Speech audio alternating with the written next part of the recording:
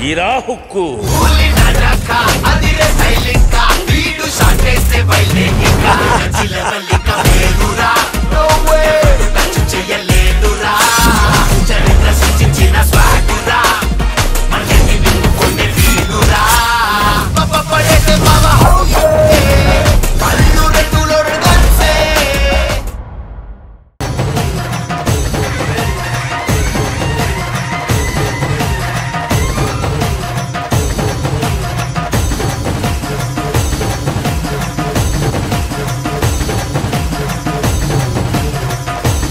నిజమే, నీలో ఏదో మహిమ ఉంది కదా అత్తయ్య గారు. మహిమ ఉంది కాబట్టే ఇలా చెప్పగలుగుతుంది. ఏ టైంలో ఎలాంటి ప్రమాదం వస్తుందో అన్నీ చెప్పగలదు. అందుకే పిలిపించాం.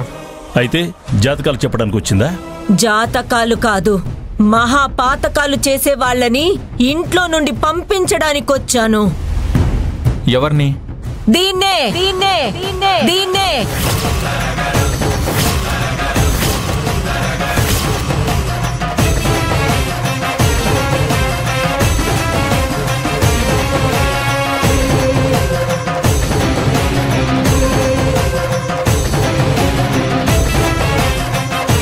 అయ్యో ఏంటమ్మా, నేనేం చేశాను?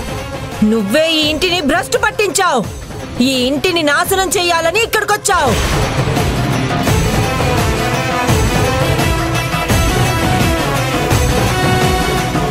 ఏం మాట్లాడుతున్నావు నువ్వు? నీలవేణి అలాంటిది కాదు. లేదు, ఇది అలాంటిదే.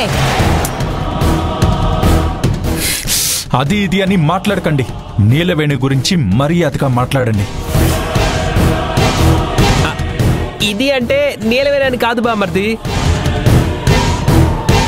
నీలవేణిలో ఉన్న ఆత్మ కావచ్చు, ఇంకేదైనా కావచ్చు. ఆత్మ? ఆత్మ ఏంటి? గాలి సోకింది తనకు.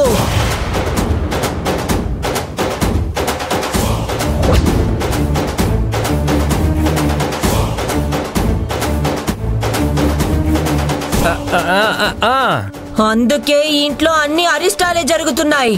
తారక్ మందు తాగడం తగ్గించేశాడు. బిజినెస్ కూడా అద్భుతంగా రన్ అవుతుంది. నీలవేణి వల్ల మంచి జరిగింది, కానీ అరిష్టం ఎక్కడ జరిగింది?